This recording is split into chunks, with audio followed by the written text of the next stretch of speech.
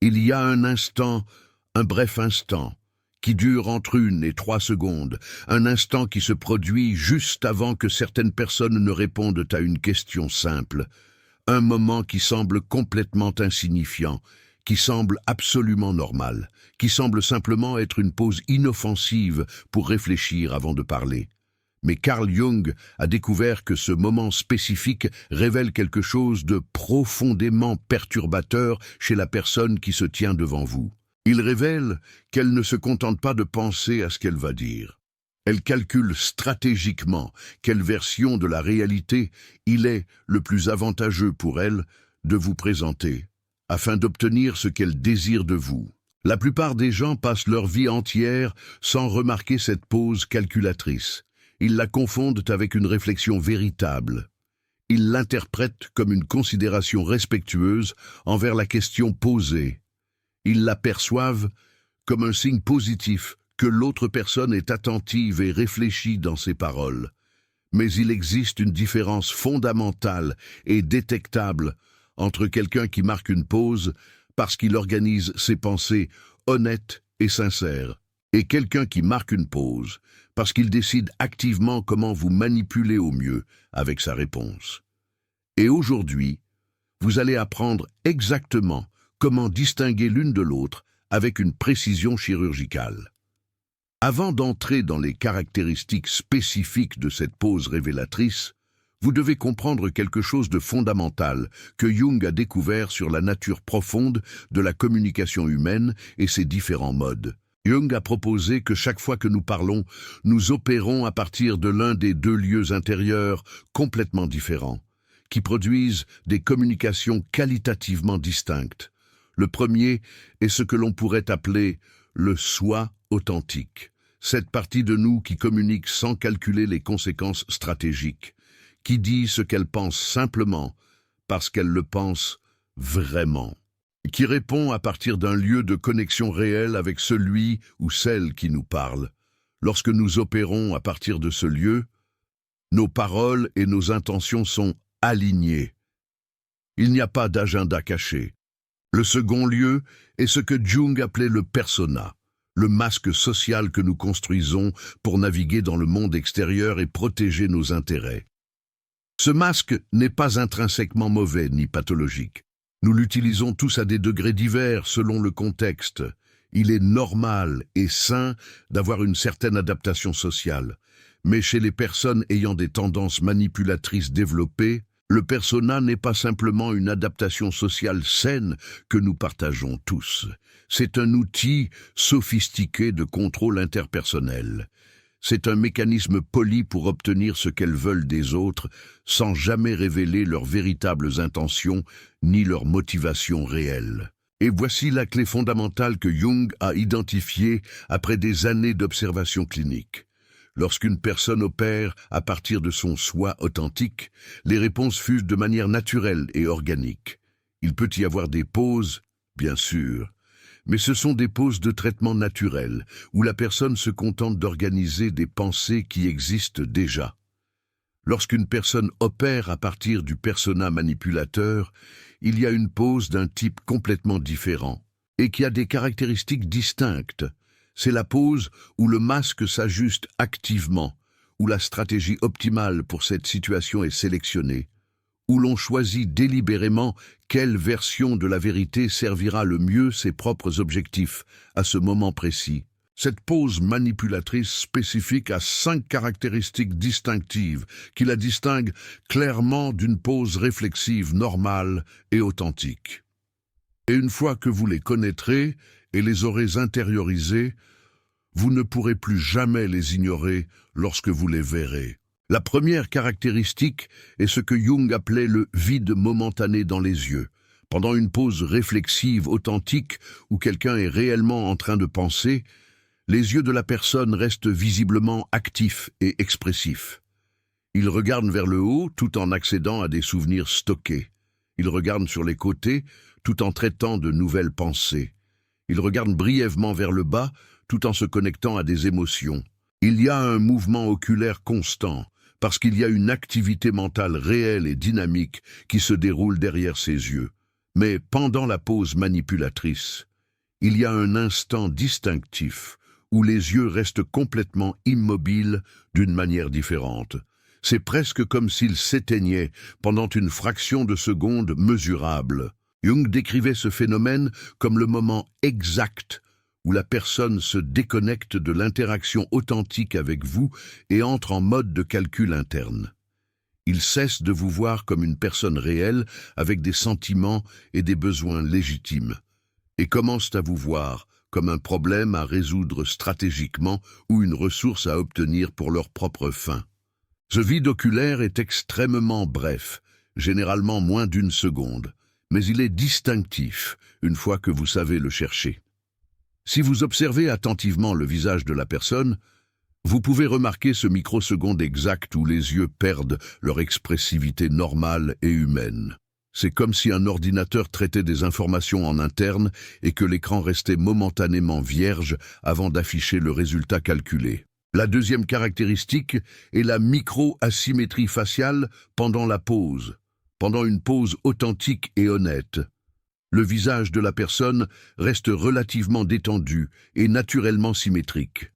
La personne est simplement en train de penser à quelque chose, et l'acte de penser véritablement ne génère aucune tension particulière ni conflit dans les muscles faciaux. Le visage est au repos actif, mais pendant la pause manipulatrice, si vous observez attentivement les détails, vous pouvez remarquer des tensions asymétriques subtiles mais détectables. Un côté de la bouche peut se tendre légèrement plus que l'autre côté.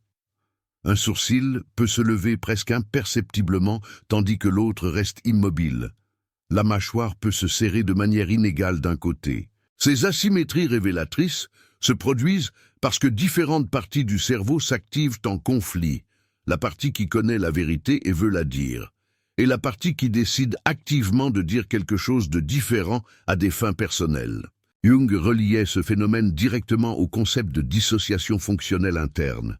Lorsque nous mentons ou manipulons consciemment, différentes parties de notre psyché entrent en conflit momentané mais réel. Ce conflit interne se manifeste physiquement comme une tension asymétrique sur le visage qui dure spécifiquement pendant la pause de calcul et se résout fréquemment juste avant de parler. La troisième caractéristique distinctive est le changement spécifique dans le rythme respiratoire. Les personnes qui marquent une pause véritablement pour penser avant de répondre maintiennent un schéma de respiration relativement stable et naturel pendant toute la pause. Elles peuvent prendre une respiration plus profonde lorsqu'elles envisagent quelque chose de particulièrement complexe ou émotif.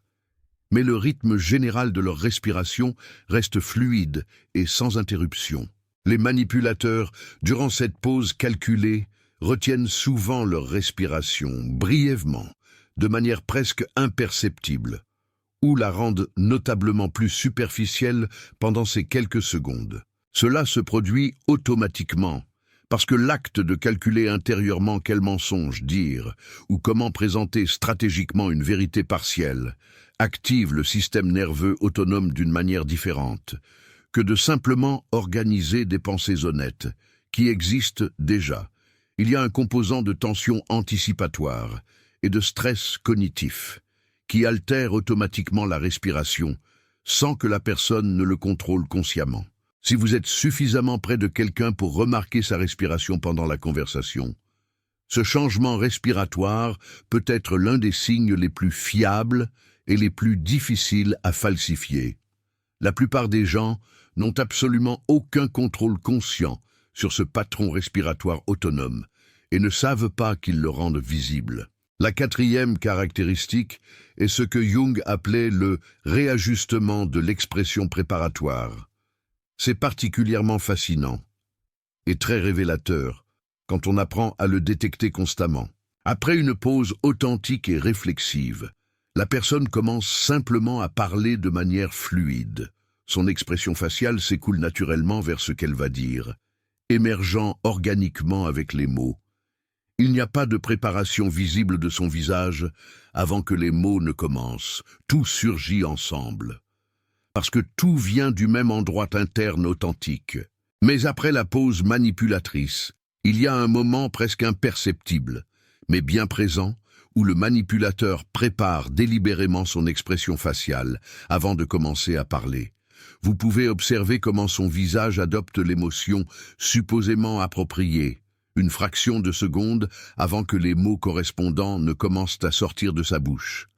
S'ils vont dire quelque chose de supposément triste, l'expression de tristesse apparaît, s'installant sur son visage. Juste avant qu'il ne mentionne la chose triste verbalement, s'ils vont montrer de la surprise face à quelque chose, la surprise s'installe visiblement sur son visage. Une demi-seconde avant qu'il n'articule les mots de surprise. C'est complètement opposé à la façon dont fonctionne la communication authentique et non calculée. Dans la communication génuine, les mots et les expressions faciales émergent ensemble de manière complètement synchronisée, parce que les deux viennent du même endroit interne authentique, au même moment. Dans la communication manipulée et calculée, l'expression doit être préparée et placée consciemment, parce qu'elle ne surgit pas naturellement du contenu émotionnel réel que la personne expérimente. La cinquième caractéristique distinctive est la direction spécifique du premier contact visuel, après que la pause se termine. C'est extraordinairement constant, dans les études que Jung a documentées extensivement, tout au long de sa carrière clinique. Quand quelqu'un termine une pause réflexive génuine et commence à parler honnêtement depuis son intérieur, son regard va naturellement vers vos yeux, cherchant la connexion, ou vers un point neutre, pendant qu'il termine d'organiser ses mots finaux. Il y a une qualité ouverte et confiante dans la direction où il regarde en premier, en commençant à parler. Mais quand un manipulateur termine sa pause de calcul stratégique, il y a fréquemment un rapide scan évaluatif de votre visage avant de commencer à parler. C'est comme s'il vérifiait rapidement dans quel état émotionnel vous êtes, calibrant votre réceptivité actuelle, mesurant à quel point la stratégie qu'il a choisie pendant la pause va fonctionner. Ce scan évaluatif peut être extrêmement rapide, à peine un éclair de mouvement oculaire, mais il a une qualité évaluative et mesurante que le regard genuin n'a simplement pas. Jung expliquait ce phénomène comme le manipulateur vérifiant l'efficacité anticipée de sa stratégie choisie. Ils ont besoin de lire rapidement votre état émotionnel actuel pour confirmer si l'approche qu'ils ont choisie pendant la pause va fonctionner effectivement, ou s'ils ont besoin d'ajuster à la volée avant de s'engager verbalement. Maintenant que vous connaissez les 5 caractéristiques distinctives en détail, vous devez comprendre quelque chose d'également important pour appliquer cette connaissance. Pourquoi cette pause calculatrice se produit en premier lieu? Que se passe-t-il psychologiquement pendant ces 1 à 3 secondes dans l'esprit du manipulateur? Jung a identifié un processus interne très spécifique en 5 étapes qui se produit pendant la pause manipulatrice, et le comprendre profondément vous aidera à la reconnaître encore mieux et plus constamment. Premièrement, le manipulateur enregistre votre question ou commentaire, non pas comme une invitation à la communication génuine et à l'échange humain, mais comme une situation qui requiert un maniement stratégique prudent.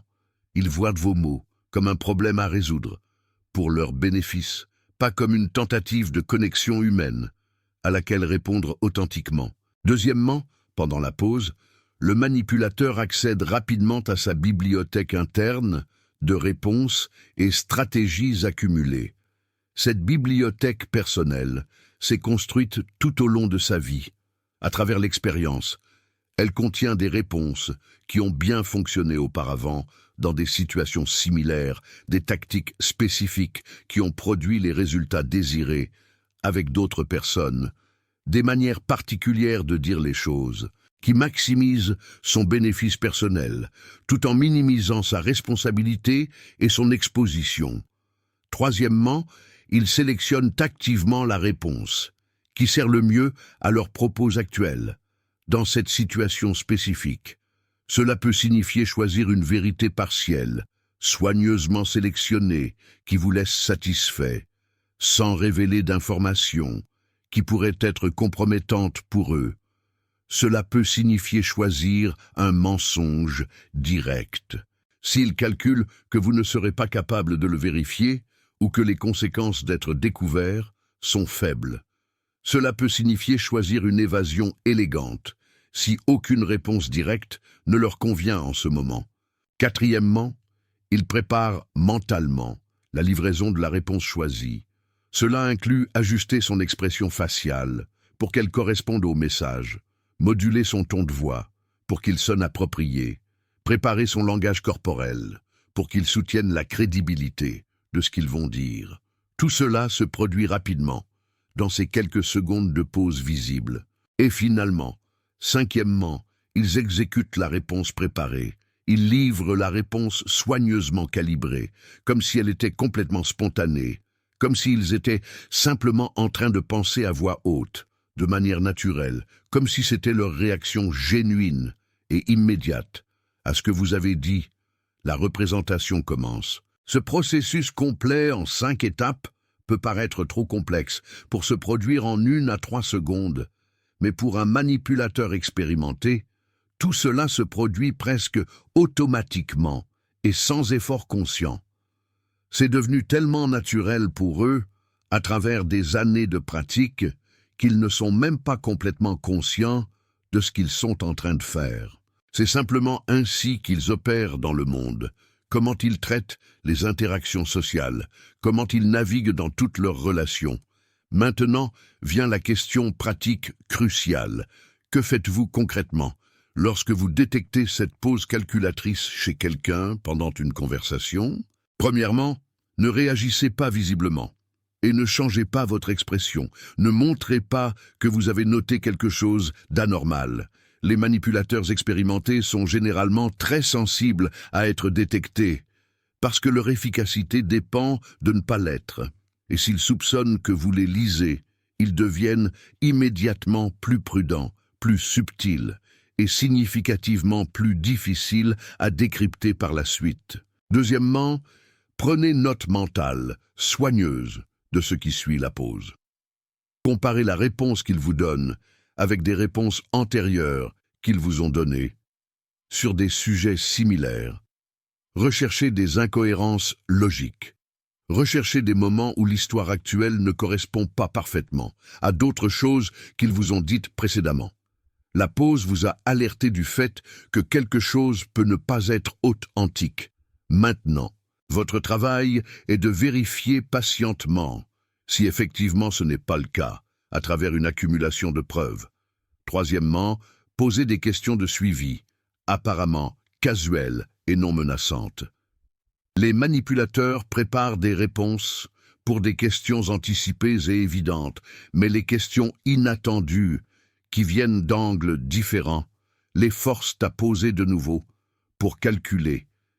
Si vous notez des pauses calculatrices répétées, durant une même conversation, spécialement face à des questions simples qui devraient avoir des réponses faciles, c'est un signal très fort que la personne n'est pas directe et honnête avec vous.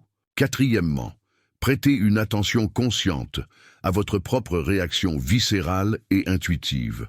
Jung insistait constamment sur le fait que notre inconscient est extraordinairement bon pour détecter des incongruences chez les autres, même lorsque notre esprit conscient ne peut pas les articuler en mots. Si quelque chose dans la réponse de quelqu'un vous laisse avec une sensation étrange, avec un malaise inexplicable, avec un doute que vous ne pouvez pas justifier logiquement. Et faites confiance à cette sensation et continuez d'explorer avec curiosité. Mais il y a quelque chose d'absolument crucial que vous devez comprendre pour ne pas tomber dans la paranoïa destructrice qui ruinerait vos relations authentiques. Toute pause avant de répondre n'est pas manipulatrice. Les personnes génuines et honnêtes posent aussi avant de répondre, spécialement face à des questions difficiles, émotives, ou qui requièrent une considération soigneuse. La différence critique réside dans les 5 caractéristiques spécifiques que j'ai décrites en détail, pas dans la simple existence de la pause elle-même. Jung était très clair et emphatique là-dessus. Le but de cette connaissance n'est pas de suspecter tous ceux qui vous entourent.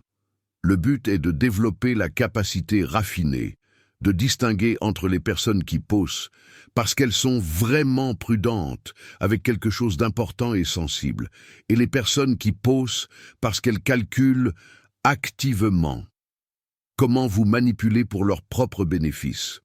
La première catégorie de personnes mérite votre patience et votre appréciation. La seconde catégorie mérite votre caution et votre distance protectrice. Il est aussi important de reconnaître honnêtement que même les personnes généralement honnêtes et fiables peuvent montrer des poses calculatrices occasionnelles.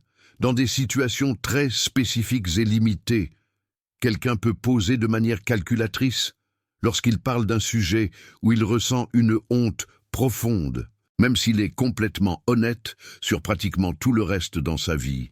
Le contexte de la situation importe autant que le signal lui-même. Ce que vous devez rechercher, ce sont des schémas consistants à travers le temps.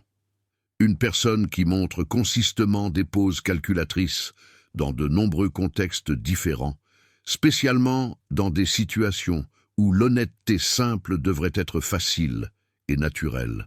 Et quelqu'un qui a probablement des tendances manipulatrices enracinées comme partie de sa personnalité, une personne qui montre ses poses seulement très occasionnellement et dans des circonstances spécifiques, peut simplement être en train de naviguer une situation ponctuelle particulièrement difficile pour elle. Il y a quelque chose de plus profond que Jung a découvert sur les personnes qui développent avec succès la capacité de détecter ces poses calculatrices avec précision. Elles deviennent significativement plus difficiles à manipuler en général, non seulement par les manipulateurs évidents, mais par tout le spectre de personnes avec des intentions non transparentes. Et cela n'arrive pas parce qu'elles confrontent directement les manipulateurs quand elles les détectent. Cela arrive parce qu'elles arrêtent naturellement de donner les réponses émotionnelles réactives que les manipulateurs ont besoin et recherchent activement. Quand vous savez avec certitude que quelqu'un vous donne une réponse calculée et non genuine, naturellement, votre propre réponse devient plus mesurée et moins vulnérable. Vous ne vous ouvrez pas émotionnellement autant. Vous ne partagez pas d'informations sensibles si librement. Vous ne devenez pas si vulnérable face à eux. Vous maintenez une réserve protectrice naturelle. Les manipulateurs dépendent fondamentalement de ce que leurs victimes soient émotionnellement réactives, confiantes automatiquement et disposées à s'ouvrir sans vérification.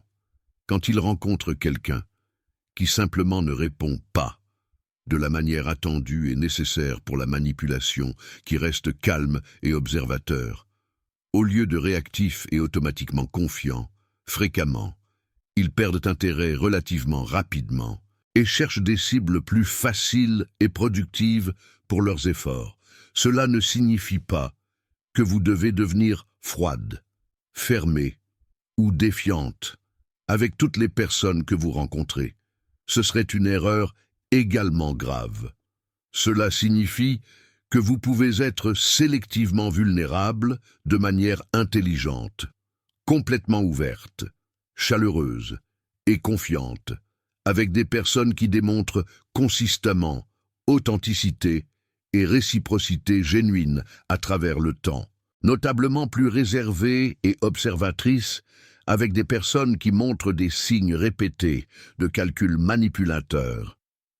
Cette capacité de moduler votre ouverture, basée sur une évidence observée, est peut-être l'habileté la plus valeureuse que vous pouvez développer pour protéger votre bien-être émotionnel à long terme.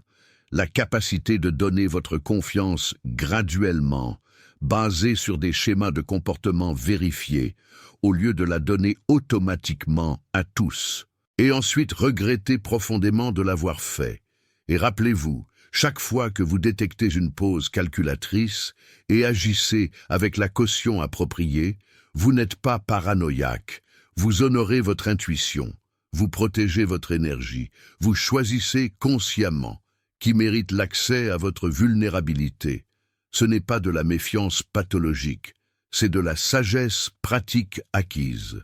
Vous venez d'apprendre quelque chose que très peu de personnes connaissent, avec cette profondeur et ce détail pratique. Les 5 caractéristiques spécifiques qui distinguent clairement une pose manipulatrice d'une pose genuine.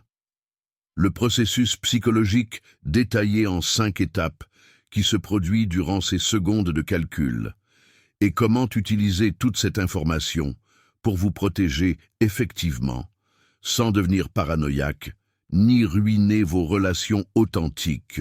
Cette connaissance, c'est le genre d'outil pratique qui peut fondamentalement changer votre façon de naviguer dans toutes vos relations, présentes et futures, qui peut vous éviter d'investir des années de temps, d'énergie, d'amour et de ressources dans des personnes qui ne font que calculer stratégiquement comment vous utilisez à leur propre fin.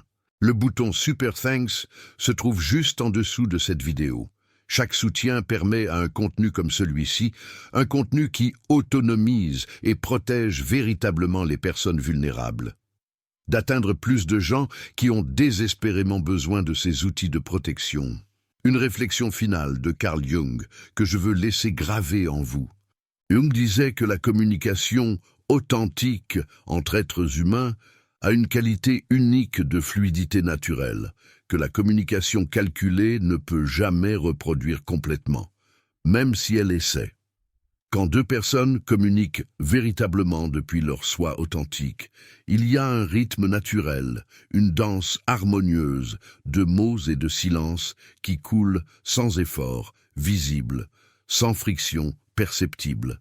Mais quand une personne calcule stratégiquement, tandis que l'autre communique genuinement en espérant une réciprocité, il y a une arythmie subtile, mais détectable.